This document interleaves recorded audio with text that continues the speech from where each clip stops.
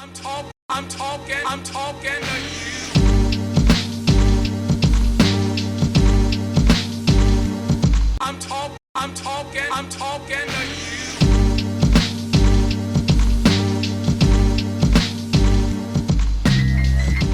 Hello and welcome to the next episode of the Root Zone podcast. I'm your host, Christopher Stout.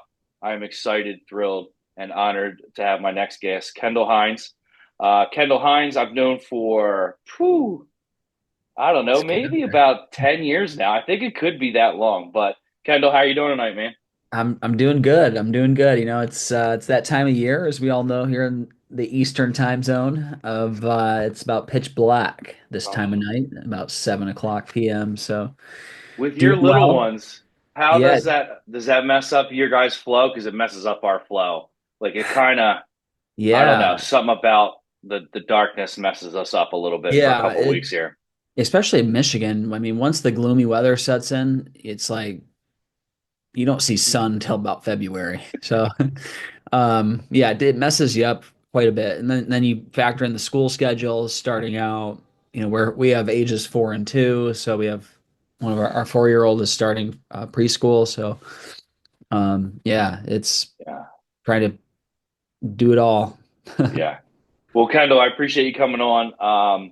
The reason why I wanted to get Kendall on is because the main reason is I think you have a really good, you have a good beat on the service industries. Not just, that's kind of what Root Zone. We're heavily green industry focused. Obviously, a lot of guests I have on here are green industry people, but what's really cool about what you're doing now and how you transition from the lawn world into what you're doing now is with Clicki, it goes it's valid through all service industries. So it's really nice to have you on here and maybe some people that aren't in the green industry can get some ideas from you because I think that from your webinar the other day and just knowing you, you're really on the cutting edge of how to market, how to get in people's faces, and how to gain customers, whether that's a reoccurring service or whether that's something like plumbing or electrical or maybe even restaurants. I mean, Yeah. so thanks for joining me. Yeah, totally. 100%. I mean, it's funny how I ended up in this position. I didn't like set out to do this. I just for my own company, I was trying to grow it, and then it just one thing led to another, and now I get to work with some of the best companies in every industry. I'm talking pest control, lawn care, home cleaning, beauty, med spa. And there's a consistent theme between all these brands, and they all, you know what, they all need top line revenue. They all need new customers to grow, and there's a common thread between all these companies. They're very much the same type of buyer. The same woman that's buying lashes, she's buying lawn care and pest control. So Yeah. it's a really interesting time there. But yeah, it's I'm definitely on the cutting and the bleeding edge. I will fall Yeah. on the sword trying out something new, and I feel like I'm always 2 years ahead. So that's Yeah, kind of what I yeah. feel like I Well, am. let's jump back to your early because let's see how you got to Clicky because I think it's a great story and something that something that can be talked about. So you started and it kind of explained to me you were a lawn doctor, right? And you said how old were you when you started? You took over your family's franchise, correct? Was it a lawn doctor Yeah, franchise? yeah, it was. So my parents had opened the first branch. I was 8 years old, working on the lawn with my dad, like for years, like riding in the truck with him through like grade school, and um, he just never figured out the marketing and sales portion of it. It was just always his biggest thing, and he had two other jobs while he was trying to grow this lawn care company, and I just grew up seeing that, like we couldn't, like he, like I didn't know what to do at the time. I was too young to do anything about it, like and uh it was for 10 years, 13 years it didn't grow. It just like we kept the same 100 Okay. customers. Was it a grind? Was it only, was your dad, you were too young to realize how much of it was a grind. How hard was it for your dad those first couple years and Oh trying to yeah. grow like Oh yeah, was man. I it mean, scary times, I'm assuming. yeah, 100%. I mean, like still sticks with me. At the time we had like a PO box, right? And I would like we would go check the PO box every day, and Yeah. like some days there wouldn't be any checks in there, right? So like you grew up with like feeling that, at 13 or whatever, like that sticks with, I mean, even still today.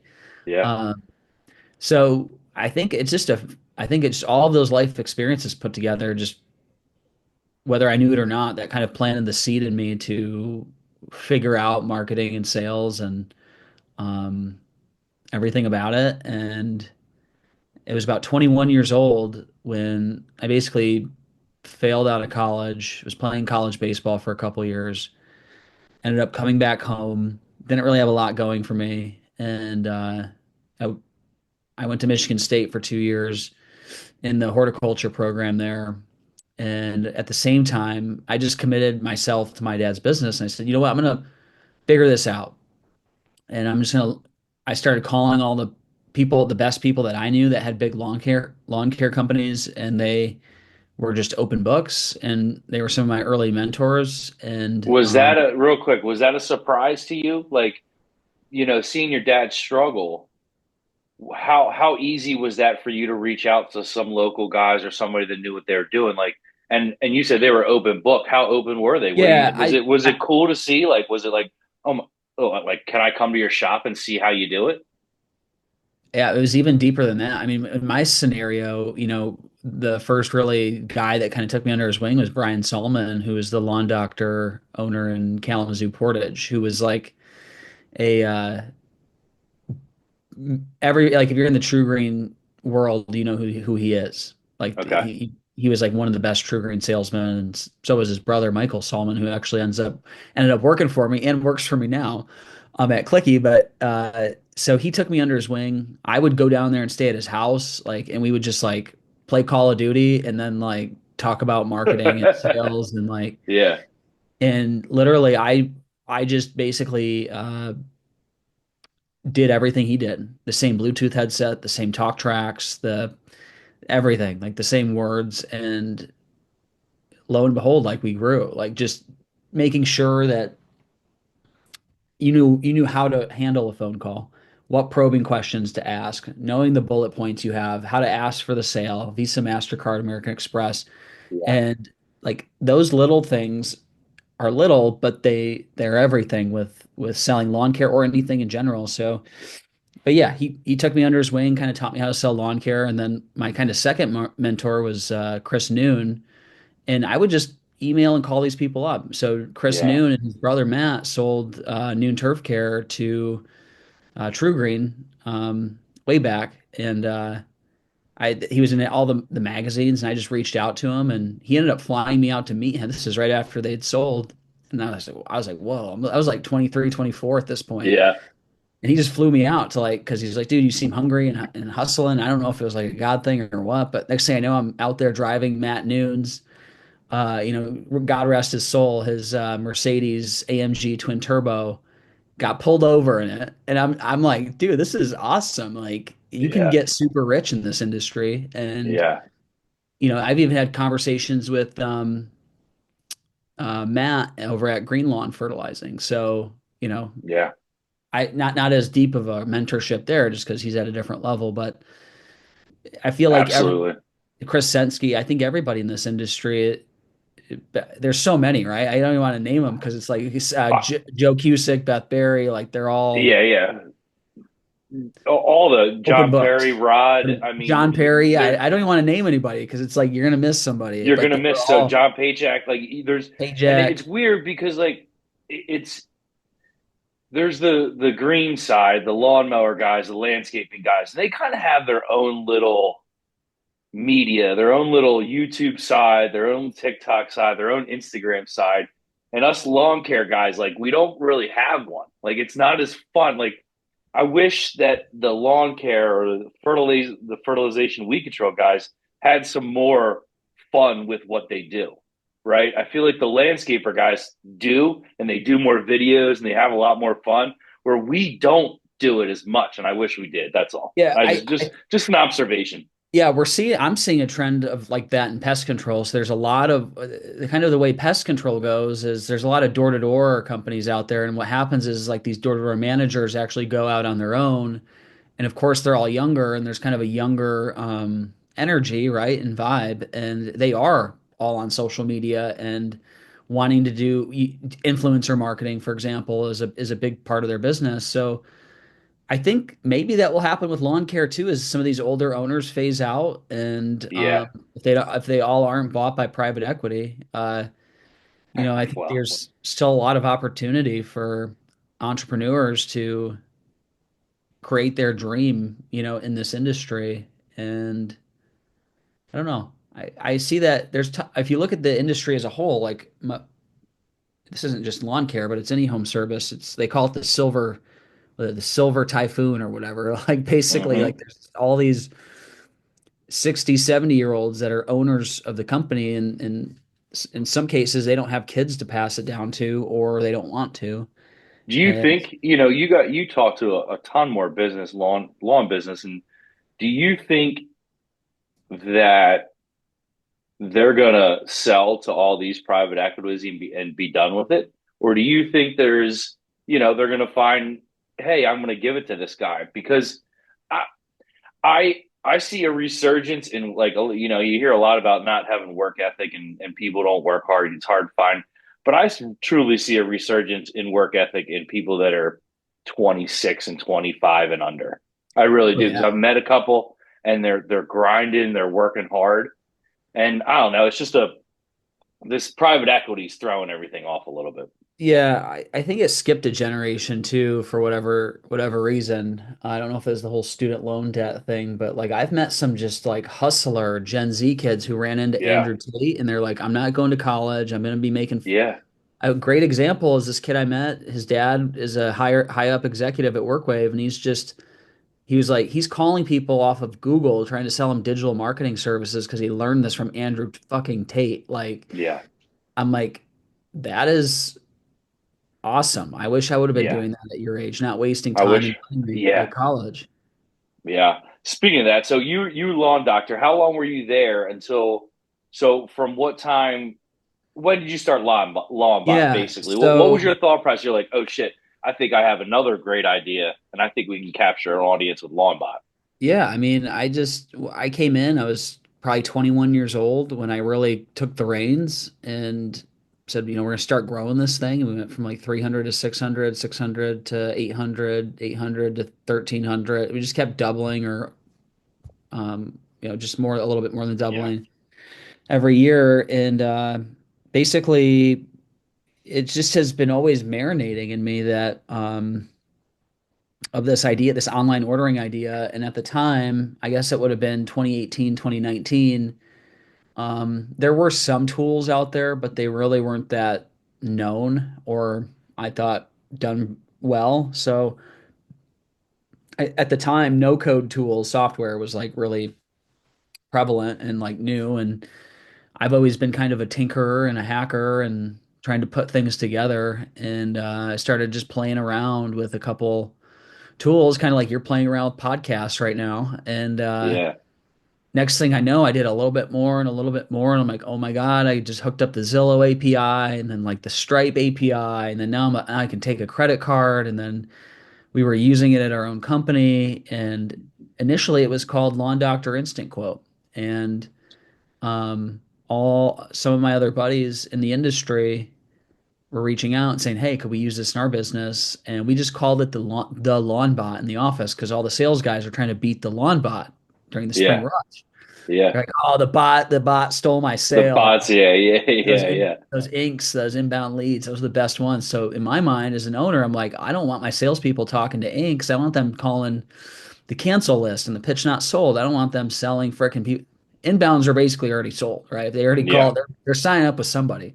yeah, So um, yeah, the real reason why we built it is we got really good at Facebook ads, and we would come in like Monday morning, there'd be like 800 phone calls, a bunch of Facebook leads, and I just felt like we were missing sales because even though we had a sales team and I thought we were very good at like speed to lead, we were still missing people, yeah, especially lawn care specifically is like a really weird industry where there's that power window of 1 minute it's freaking February and the next it's yeah. June and you don't know what the hell happened. Yeah. Can you identify that time frame of, like, what size revenue or what size customer count you were at? Because I think I think it ramps up. I think you can handle like we're about 850 customers, but this is going into this is your first year with a full we're going to have a full-time salesperson, right? Yeah. Because I know we need it. I know Steve can't handle everything he needs to handle in the back of the house, doing marketing, doing everything he does,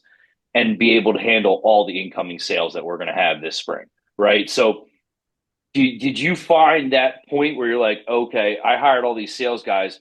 Now I'm at this point where I might, I'd rather have a 24, I need somebody here 24 hours or use LawnBot. Was there like a number or a revenue or like, hey, the volume got too much?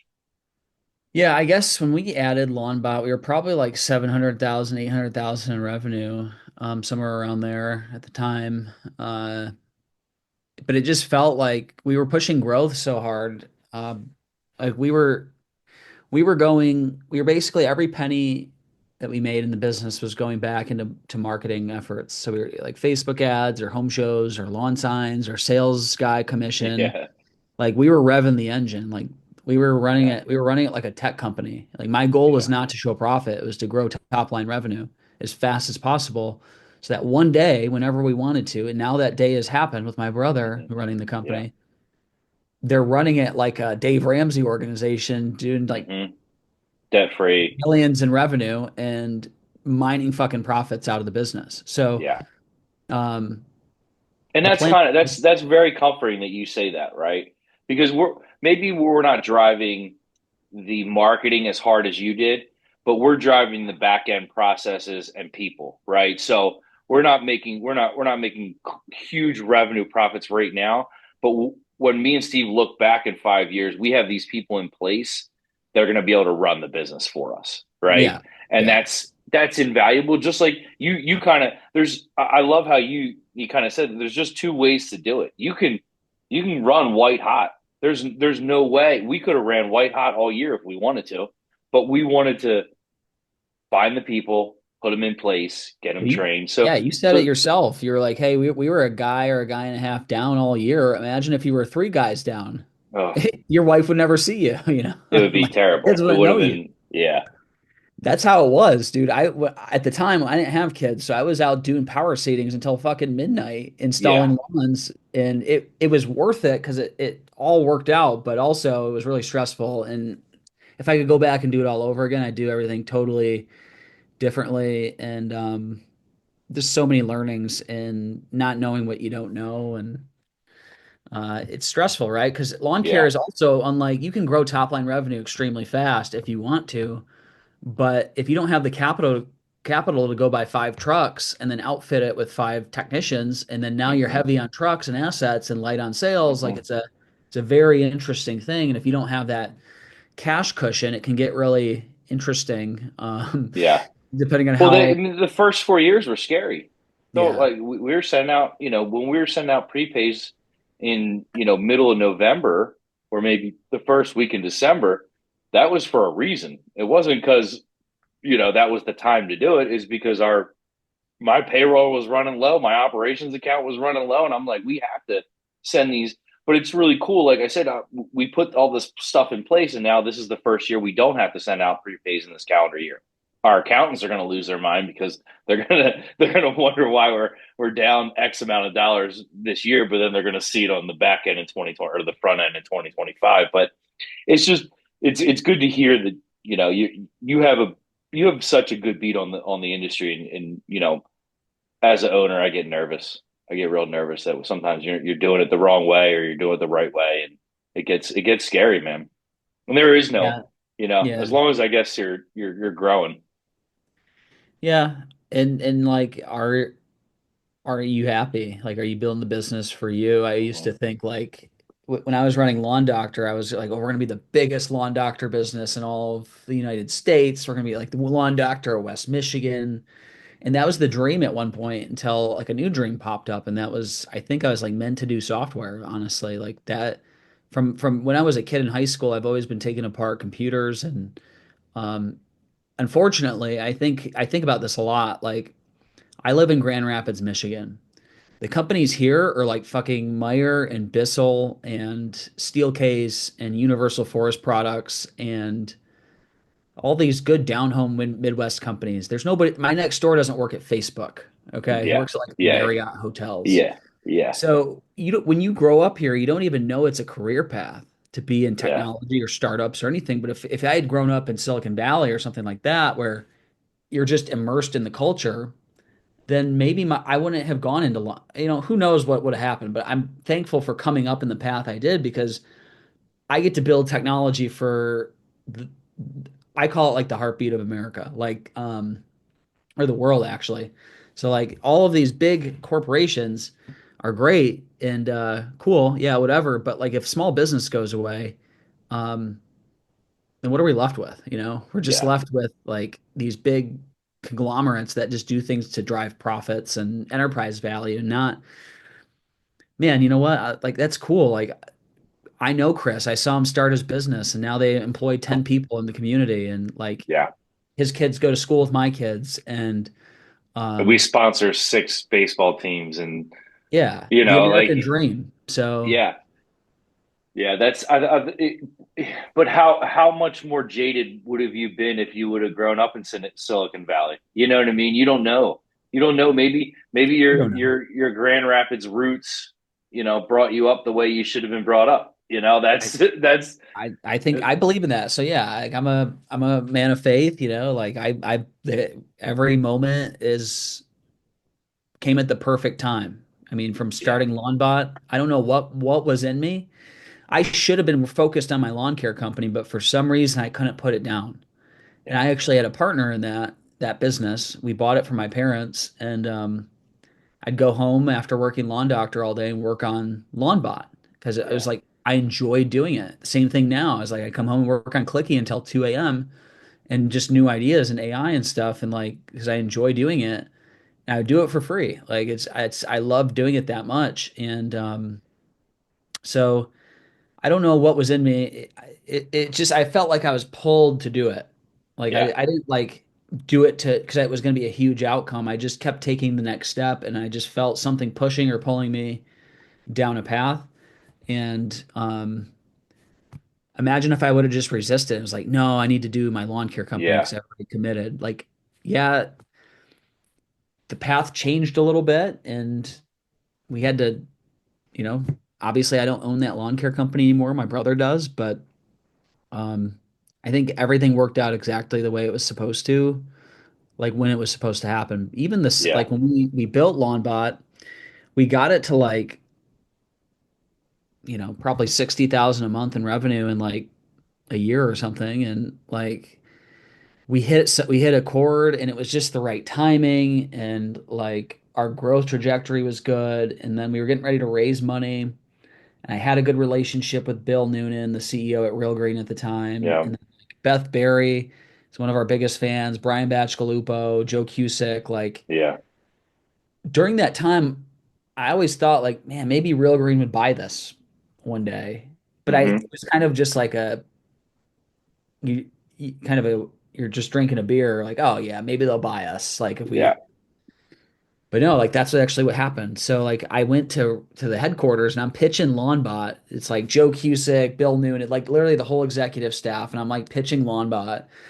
Not a software guy, not a tech guy. I was like, hey, I built this tool. Like I'm really excited about it. And they tried like hiring me into the company first. They wanted to hire me into Real Green. I was like, no, I kind of want to see where this goes and blah blah blah. Yeah. So we kept growing it. I find Eric, my co-founder, and he joins me. Ends up building the thing that we sell. So he took all of my no code tools and built the real version of a LawnBot, Okay. now called ServiceBot. Yeah. And so anyway, we were going to raise money and just kind of staying in contact with Bill. And what I didn't know is the people you partner with or have close relationships with and softwares, those are typically the people that acquire you. And I mean, you talk about something crazy. Like 19 months prior, I was like doing lawns, and then 19 months later, I'm selling a software Telling us. company. Yeah.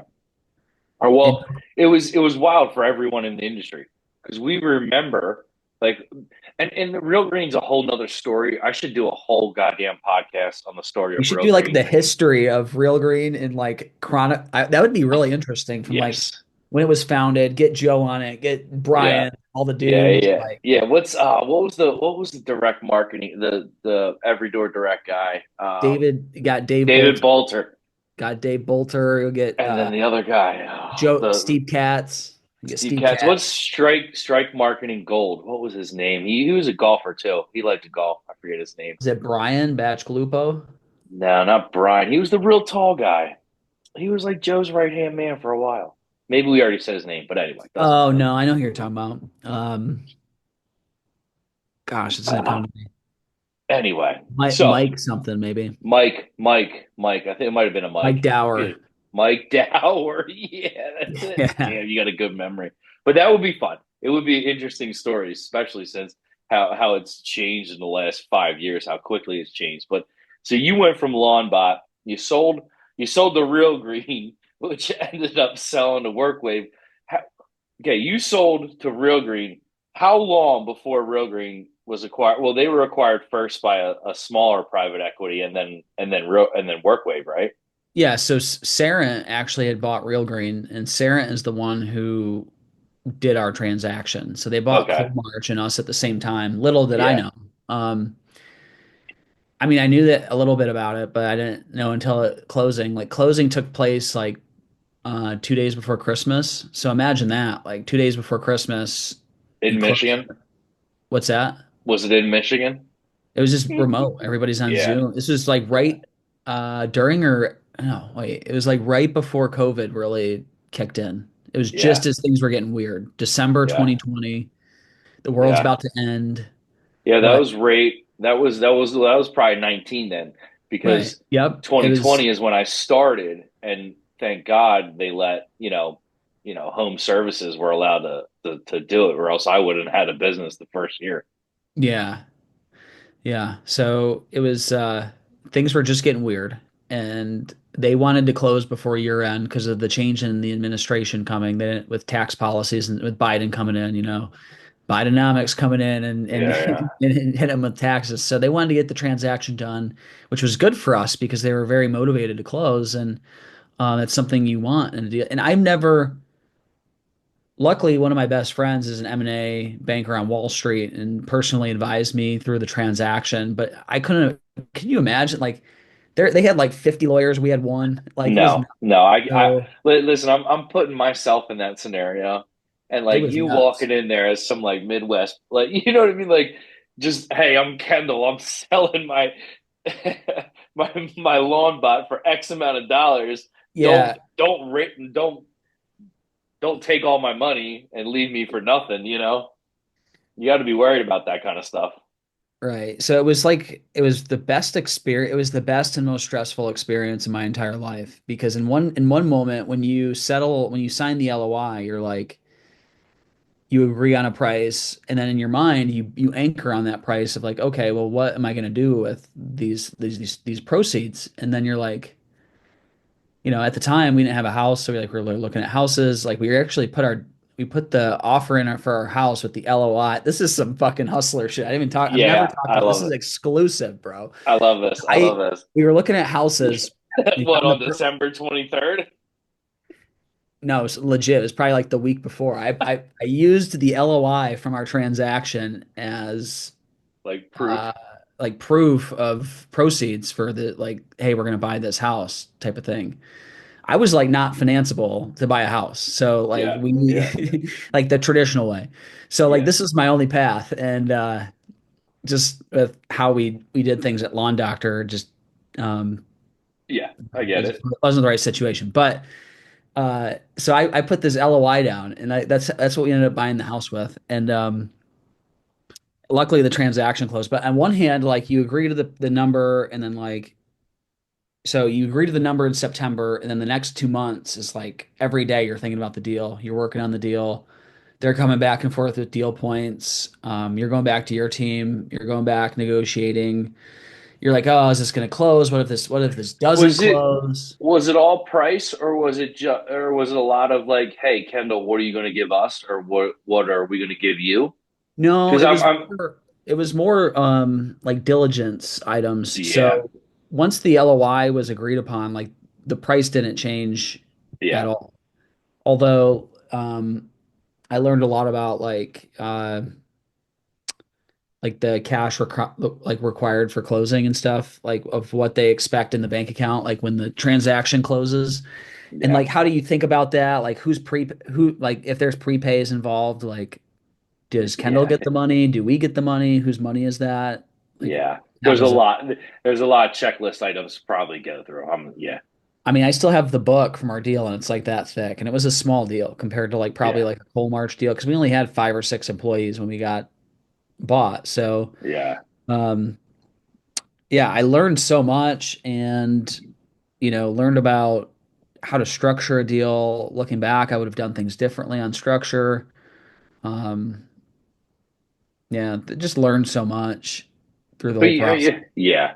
Yeah. I mean, that's probably invaluable and leads us to the next point is Clicki. And I'll introduce Clicki as a skeptic, right? Because I want to be honest with people. I like to know what we're getting into and what we're doing. And I remember it was about a year ago, right?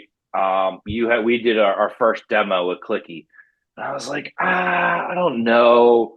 We're we were in a weird spot with Stout Lawn Care. We weren't spending too much money on marketing. Like I said, last year was a lot more money on salaries than it was marketing. We were trying to build a little training and get our systems in place, right? And then we did the second one, which was I don't know 2 weeks ago, and I was blown away, Kendall. I'm not going to lie, I was blown away. The things that you have implemented in the last year and how clean it looks and how seamless it is impressive. And congratulations. Like I have a note here is a seamless sign up when people Yes, want to sign up. Like that sexy was sign up. it was listen, I mean, I'm not gonna kid you. It was probably the biggest selling point for me. And then Steve, my co-owner, will go through everything else that you went through and how we're gonna use the referrals and the branding and everything else you guys do for us. But when you were like, oh yeah, if you want to do this, all you got to do is do this code. You put in your thing and you get your code, text your code, and you're into your account, right? That is I think just in that will bring sales to our company, honestly, because you're making referrals so much easier than they ever have before. So to the listening audience, explain Clicky and let us know what it's about. Yeah, so my entire career, the last 10 years, my whole story, there's just never been a good referral system. And if you sit down and think about, if I ask any business owner, like, what's the number one source of new customers for your business? They're going to say word of mouth and referrals. Well, if that is true, why wouldn't you incentivize it even more? Why don't you have a system to like track that? But also, like, how do we get even more? How do we dump gasoline on the fire? If that's our biggest source of new customers, then one would think that would be a big focus in our business. And today it's not because there's no system in place. Most businesses do not have a system in place for their referrals. And if they do have a system, it's It's usually like a clunky.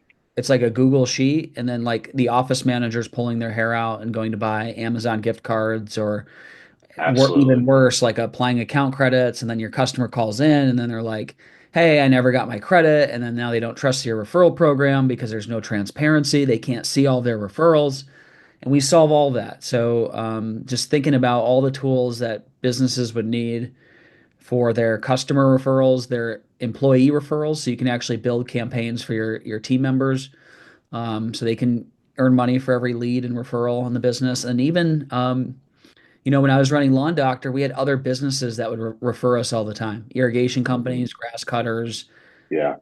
architects, things like that. And you can even build campaigns out for them, give them special bonuses and budgets, and then just give them a really simple, beautiful link that they can share with their customers, or on their Facebook or their email list, however you want to think about it. And so we're just building. That's phase one, is to build the system and the tools for these logos, these brands, not just lawn care, but pest control, home cleaning, beauty, med spa. We're really strong in. I like to think.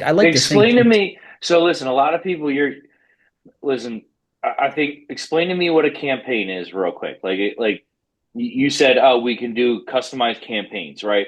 So say I know a local guy, he's going to listen to this and he doesn't care. Say I am Anderson Lawn Care. I'm a local landscaper. I do grass cutting, mowing. I do everything else. We refer each other. He refers Stout Lawn and Pests for all his pests and lawn care needs. We refer him for all his landscaping. Walk me through how, if either of us had Clicki or if both of us had Clicki, how it would really work and function. Yeah, so I mean, essentially, you would build a campaign specifically for him in Clicky. It'd have the Stout Lawn Care logo and the landscapers logo right there. And it says Jimmy's Landscaping loves Stout Lawn Care. Get $50 off with Landscaping's referral. And it Mm-hmm. has a form on that landing page and it has a video. Maybe it's you guys together, like, hey, we're buddies, we linked up, we're working together. And it makes it's a really personalized. So you're selling on value, not just Yeah, price discounts. It's like, hey, we are partners. we're trusted. Yeah, and when their customers are on there, like we're making a recommendation. Yeah, it's all digital, and that's probably why we built it that way is to make everything completely trackable. But um, yeah, you got it. I mean, you either way you could do it. So you like if you're using Clicky, you could build a campaign for him. Okay. Let's say you wanted all of his employees to be promoters in that campaign. Well, you could even pay the individual employees at that company as a part of that campaign. So Wow. a really easy example is a company called Quell Pest Control, and they actually have a realtor campaign, and they network with realtors. So he's always trying to meet new realtors. Obviously, realtors are always wanting to refer home service businesses, and they pay $100 a referral to these realtors. And the benefit for the realtors is they actually pay for the first two services for the pest control company. So, so they say they close on a house and they say, oh yeah, by the way, we partner with Quell Pest Control. They'll give you your first two services for free. All right, Here's Kendall. Well, here's the I'm writing. Hold on. I'm writing down right now. We're gonna do episode two, and we're gonna go over all of these marketing ideas. But go yeah. ahead. Sorry.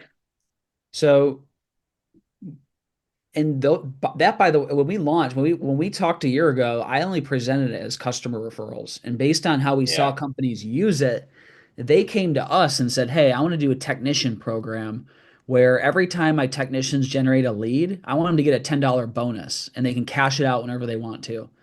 So we built it. And then same thing when it converts, I want to give them another 50 bucks. So imagine that your technician's out there treating lawns.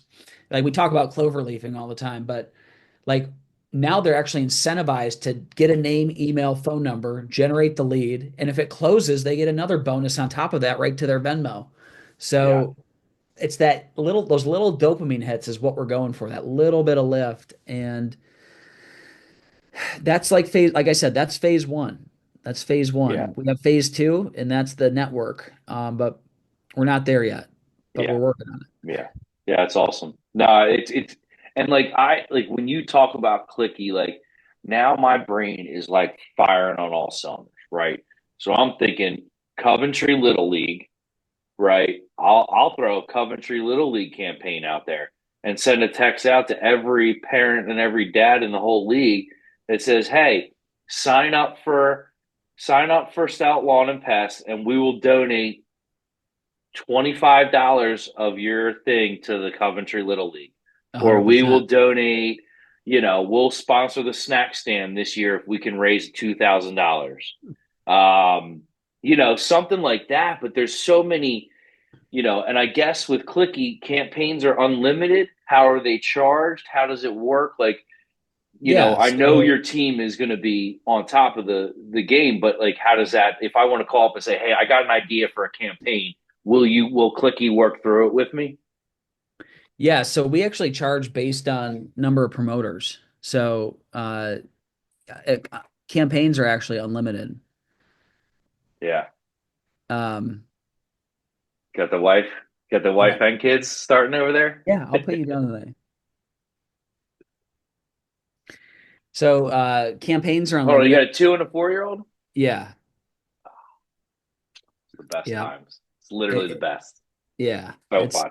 But anyway, super fun. yeah, Um, so campaigns. yeah, campaigns are unlimited. You get as many as you want. But what really determines the price is the number of promoters. So we consider a promoter anybody with a referral link.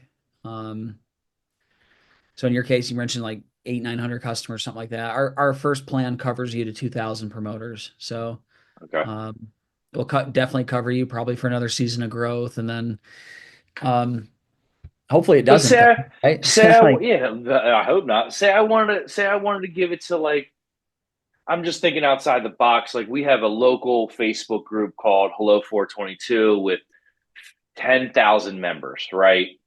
And I'm not saying I want to give it to that group, but I'm saying there's restaurants in there. There's a lot of local businesses that we have such good relationships, probably 5 or 10 that we know the owner personally, we know staff, we know all these people.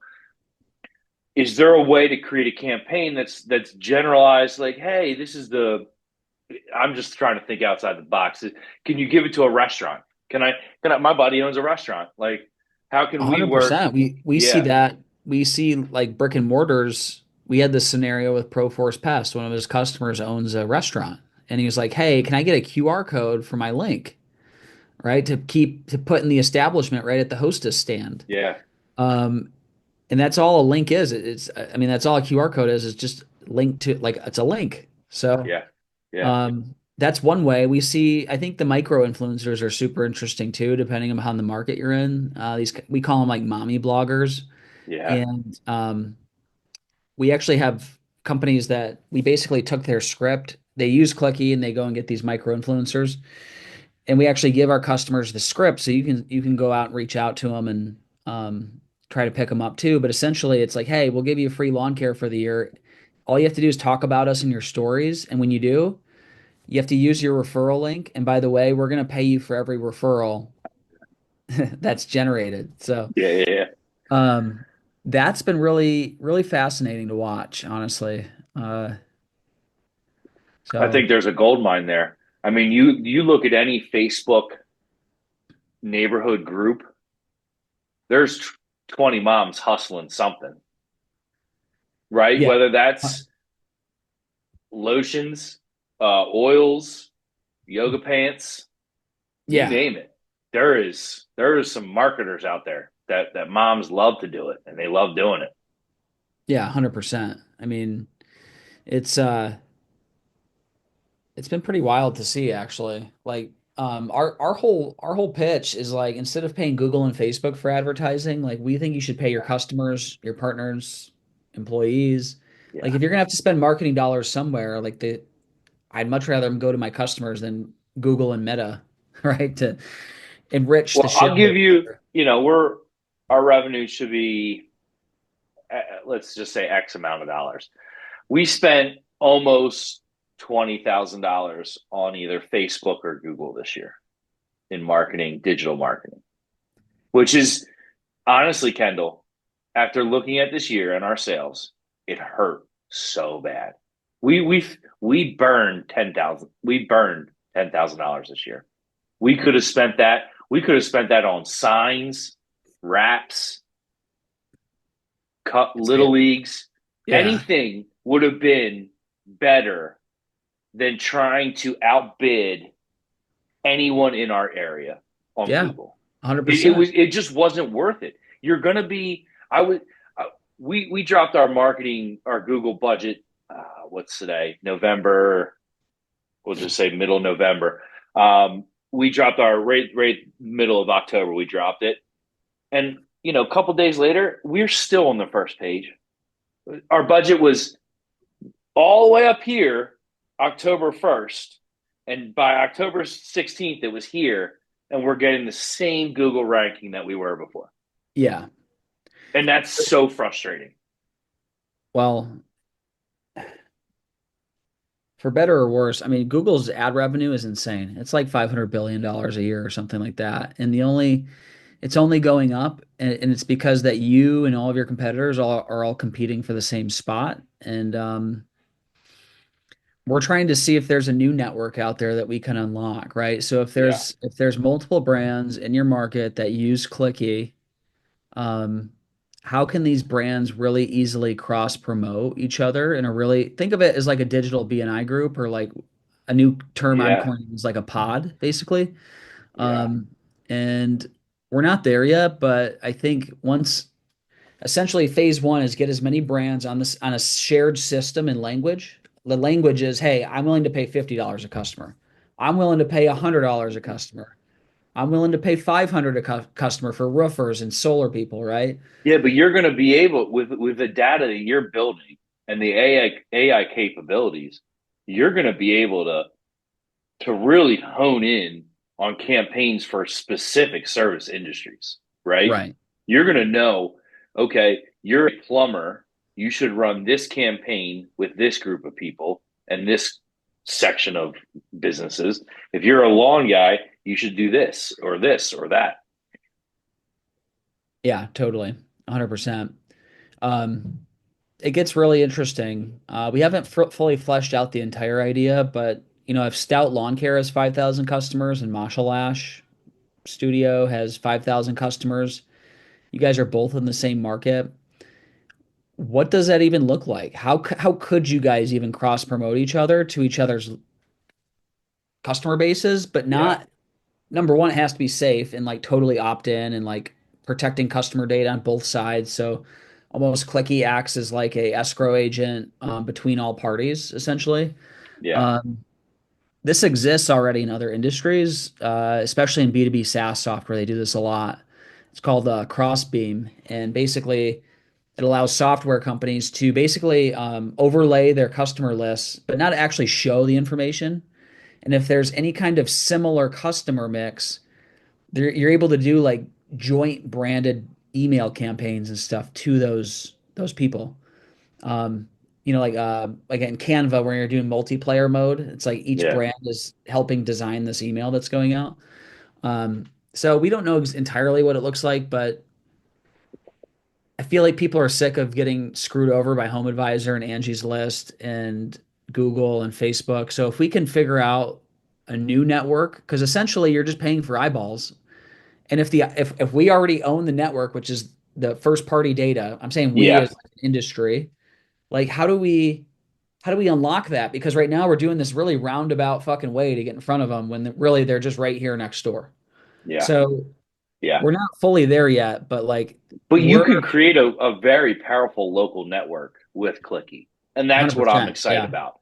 So Yeah. that's what the like, because we have this, like, I would keep referring to this, and Chris Lurch was on an earlier podcast. He runs Hello 422. It's a Facebook page, but it's really fucking awesome. He does, you know, campaigns to help the local community. He does, he pulls everything together in the Christmas time and does a big local where there's $12,000 worth of gift cards that are given out through 200 different local businesses in the area, and he pulls a winner every week that gets $1,000 in gift cards to local businesses. But like, I'm thinking, if he had the power of Clicky and he were to use some of those 10,000 members of the Hello 422 group, I mean, can you imagine the power of 10,000 people referring 200 different businesses?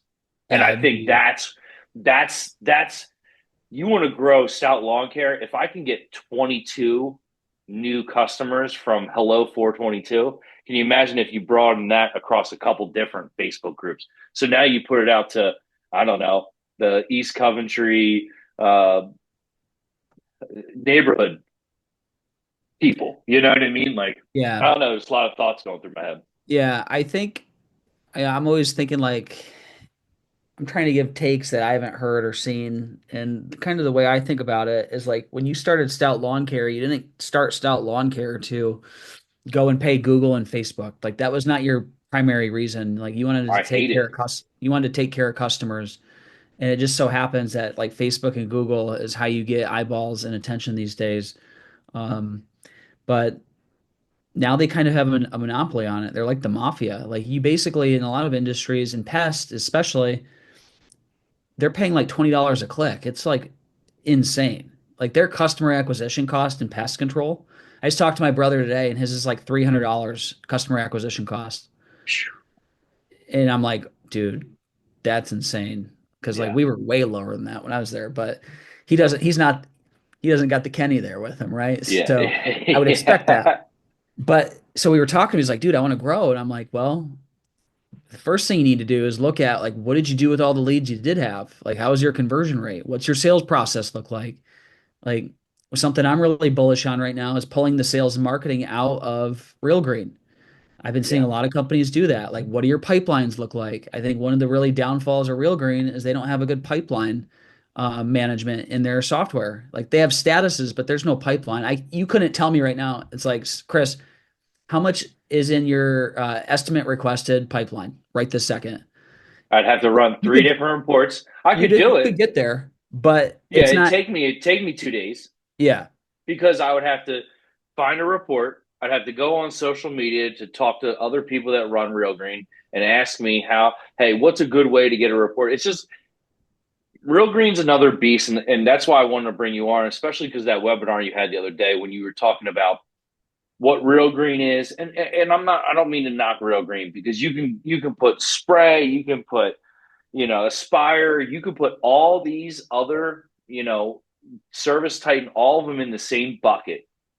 None of them are going to be. It's just like our business, right?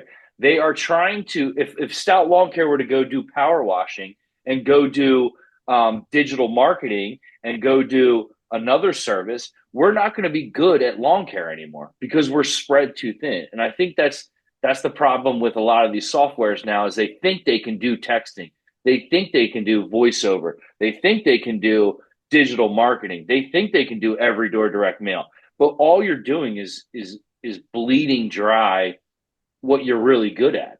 And that right, bothers me about Real Green is like Real Green was really good at what they did for so long. But once they started to bah, they lost everything. They lost the ability to control and yeah, they were 10 years behind on their technology. And that screwed them in the end. And it just bothers me that now that you're doing this, I had a meeting with Steve as soon as I sat in on the webinar. He watched it the next day, and we were thinking along the same lines you were, but we needed reassurance. And I think you validated that. That was like, it's time to just let Real Green be what Real Green is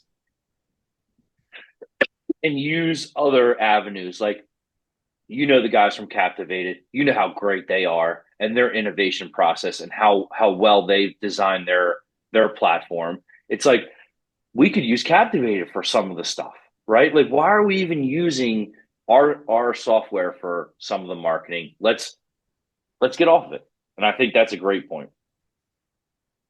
yeah. I think as I marinated it and I still marinate on it a lot. I'm like, why does this happen in these companies? And I really think it's when the founder leaves, you're losing that somebody that give a shit. Like, of course, people care at Real Green. There's still some good people there. A lot of our team is there from LawnBot still. Yeah. Um, I think there's a lot of good people there with good intentions, doing great work, and they really care about the customer. But what happens is um, the founder leaves, deadlines slip. The founder sets the energy from the top down. Same thing for the CEO. And if they don't demand excellence in like I just heard a story yesterday. I can't get away from Joe Cuse. I just heard a story yesterday. He flew his plane out to frickin' Maine to install Real Green for a customer, and he still remembers that when Joe Cusick he Yeah. picked him up on the tarmac of some podunk frickin' Yeah. town Yeah. Some and runway that barely can land a plane. installed LA3 once, and like this guy swears he's like his brother. Like it's insane, in a good way. And Yeah. so I think it's not just to your point, it's not just Real Green, it's field routes, it's service autopilot, it's Jobber a little. They're still innovating quite a bit because they're VC backed and they kind of have to. Um, but now But they're starting to get bloated and they're they not need. as quick to it as they need to be.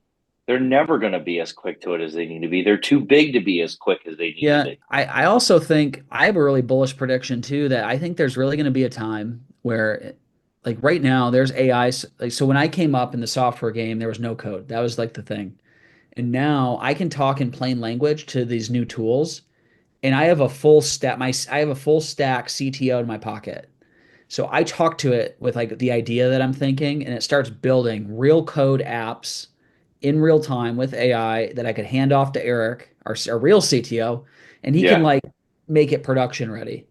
So Yeah. we're decreasing the time. It used to take months or even a whole year to ship a feature.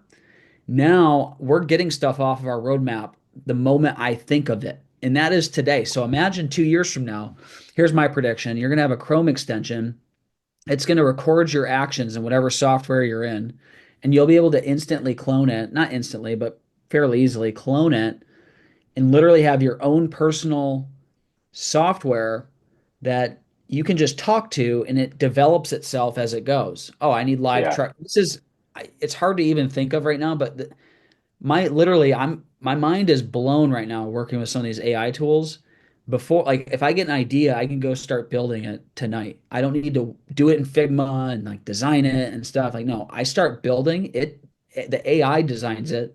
I Yeah. show Eric and he's like, holy shit, this is cool. Like, you just saved me like a month. Well, And listen, I mean, I'll dumb it down for the people that are listening because you're talking gibberish to everyone else, but I needed a QR code today. And I wanted a yeah, QR code with my logo in the middle of it. And I got it off Chat G. I got it almost instantly. It took me 7 prompts to get the exact image that I wanted to put on my trucks. And that would have taken me a year ago 14 emails to get my logo to a guy that can make a QR code. You know what I mean? Like I don't know how to do all that, but now I'm like this, yeah, and I have a QR code that I yeah, can ship right to my guy that's doing my truck wrap right now. yeah. It's a little bit depressing because I'm like so far in the future. So you're to your point, I'm like speaking gibberish to everybody right now, but like Yeah. I kind of see the writing on the wall, and it's like, Your 2 and 4 year old won't be driving their own car. You know that, right? no, they're not going to be driving their own car. They're going to be Yeah. riding in Tesla cyber cabs, and Yep. um, Yep. like Whole new world. it's going to be it's pretty insane. And here's the problem: is like we're only at the beginning, so it's only going to get better. The tools are only going to get faster. We're going to build more compute, more electricity to power all of this shit. And then it's like one day, vertical software companies won't matter because you'll be able to Yeah. build one in about 10 minutes. Yeah. So, Yeah. You think of an idea, it'll be on your laptop in 10 minutes. I'm telling you, that's not typically the way software is built. You're like designing it in a product like maybe Figma to do the design, make it nice and pretty, test out the user experience. And then the developer takes that and starts coding away. And like this was the old way, but like by hand and typing it in. So if we wanted to ship a simple feature, it could be at least 2 weeks, maybe a month for a feature. And now we can ship it in like a day, maybe half a Yeah. day, Yeah. maybe a couple hours if like Yeah. if Eric's drank a couple energy drinks, Yeah. like who knows? Yeah. But that is insane. So I don't know how this is all going to shake out, but hopefully it's good for customers. And but yeah, we're in a whole new world, that's for sure. Yeah. Well, listen, we're about at our hour. I like to keep these an hour. People tell me to keep them an hour. But I would really like to honestly, are you going to we had a quick text conversation. Have you thought about WorkWave or Longology or either of them? Yeah, we're working on WorkWave. Hopefully some things go right with that, Good. and we're able to go. But It's in uh Texas, man. Come on, a whole new world. yeah, we might just go and show up like Yeah, I think you should. It'll be fun. It's going to be at, fun. at the party. And then Yeah. oncology, I'm gonna email John Perry right now because Yeah. You need we to want be to there. go to them. Well, listen, I'd love to get a round two, a second interview, and we could talk a lot more about marketing because I think you have some insight. Obviously, we're gonna heavily recommend Clicki. I'm super excited about Clicki. Steve's super excited. I talked to a bunch of guys that started with it last year, and they said their fall season was killer. So I want to say I appreciate you being on. I don't know. Anything else to add? I'm gonna, I'll put all this stuff in the show notes So if anybody wants to get an estimate or talk to people, get a demo of Clicki, it'll be super easy. You'll be able to click a link and you'll go right on. I would highly recommend it. I got a lot of people, a lot of plumbing friends, a lot of restaurant friends, a lot of lawn care friends that listen to this. I think you should definitely get a demo for Clicki. I think it could help your industry or your service. Yeah, you know what I'm going to do is I'm going to add you to our referral program for Clicky, Whoa, yes. and you'll see because we use our own software to grow Okay. our I company. hope so. And we actually, if you book a demo with Clicky, we'll give you a $50 Visa gift card, and it's wired like right to your account digitally. So it's all Nice. pretty cool. I'm literally going to add you right now, so you can include this in the show notes whenever you put it out. But Beautiful. um, yeah, so thanks for having me on, and hopefully we can make Lawncology work. I'm looking super excited for that. So Yeah. I'm excited to get over this. We're in the winter season. I get to relax a little bit. I get to focus on marketing. But like I said, Kendall, I really appreciate you being on here. And we'll talk soon. yeah, sounds good. Have a good night. Thanks a lot, Kendall. Yep, see ya.